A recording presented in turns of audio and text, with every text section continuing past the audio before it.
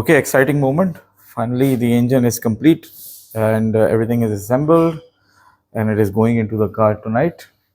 And the next step will be to start it and then see how it runs. So, like I told you guys before, this is a completely newly rebuilt B16 engine. And well, I'm hoping to get good horsepower out of this. So, fingers crossed, let's move on.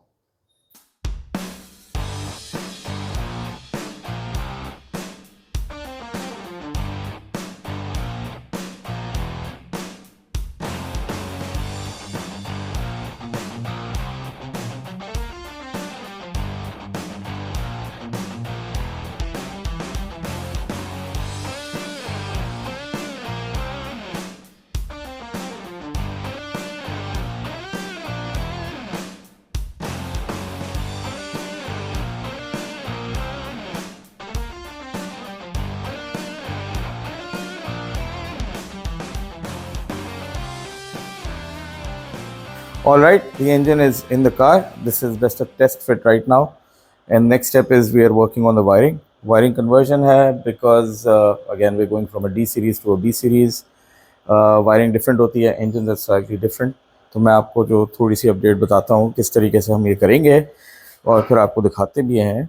सो गाड़ी के अंदर जो existing wiring अभी पड़ी है वो इसके पुराने इंजन की है, obviously for the D engine. And this new engine comes with another set of wiring which is here lying on the table.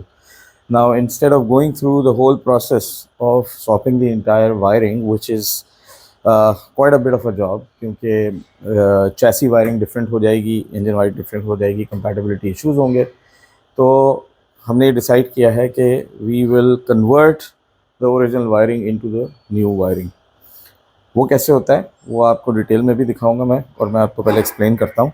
सो अगर कैमरा करीब लेके आए, so this looks very intimidating but this is a lot of fun.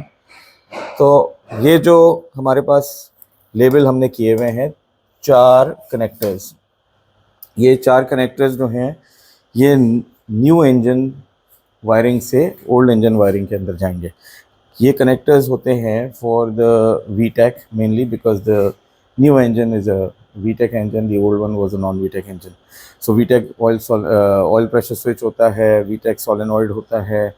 Then the new engine has 2 oxygen sensors instead of the one single oxygen sensor on the old engine. तो एक extra wire उसकी भी जाती है. So these are already marked कि कौन से wires हैं हमें इस वायरिंग से निकाल के हमें अपनी पुरानी वायरिंग के साथ मैच करना है. मुझे ज़रा वायरिंग लूम देना आप यहाँ से. So we have a lot of original wirings. ये मैं these are all original wirings. The good thing is कि इस वायरिंग का because these are original wirings, so इसकी क्वालिटी, इसकी कंडक्टिविटी, इसकी रेजिस्टेंस सारी चीज़ें up to the mark होती हैं. So instead of putting in any third party or Chinese या किसी भी और ब्रांड की वायरिंग डालने से बेहतर है हम ओरिजिनल वायरिंग को यूज़ करें. तो ये मिल जाती है आराम से स्क्रैप में. तो ये भी स्क्रैप से ही ली हुई एक वायरिंग सेट है. वायरिंग सेट ले लिया था मैंने, और इसको अब जो है मैं we will use some of these wires according to the colour coding in the wiring diagram, और इससे हम सैल्वेज करके हम इस ओरिजिनल वायरिंग में डालेंगे. एक चीज़ और कंसर्न है, करीब आ जाओ, कैमरा लेके आप आ जाओ. इसको मैं यहाँ से आपको दिखाता हूँ. सो ये जो डिस्ट्रीब्यूटर है,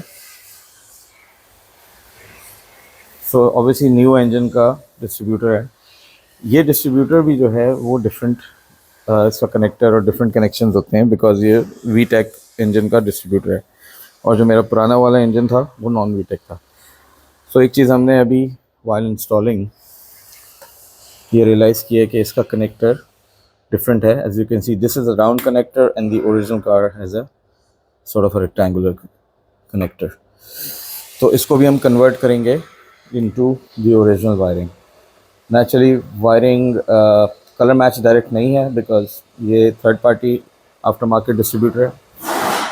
तो वो मैचिंग का होता है, but then again we can always check the wiring diagram and do it. While I am at it, मैं आपको ये दिखा दूँ कि ये इंजन टेस्ट माउंटेड किस तरीके से है। So you will see the mounts here, but ये बोल्टेड नहीं है, ये माउंट अभी हमने लगाया नहीं है। पीछे का जो है माउंट ये भी टेस्ट फिटेड है, और उस साइड का भी इसी तरीके से फिट हुआ हुआ है। तो वंस एवरीथिंग इज सॉर्टेड, फिर हम इंजन को निकालेंगे और इंजन को हम दोबारा से इंस्टॉल करेंगे properly with all the bolts in place, everything is in place. Engine we have to be a little bit careful because engine paint हो चुका है, उस पर scratches नहीं लगने चाहिए, और बाकी जितनी वायरिंग और जो जो चीज़ें हमने करनी है, this is gonna be tuck wiring as well, तो वायरिंग बाहर नज़र नहीं आएगी।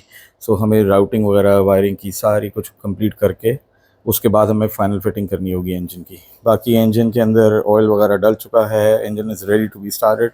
We will start the engine as it is, और then when we are satisfied with everything, फिर हम इसको इंजन को दोबारा बाहर निकाल के और फिर उसको रीफिट करेंगे तरीके से।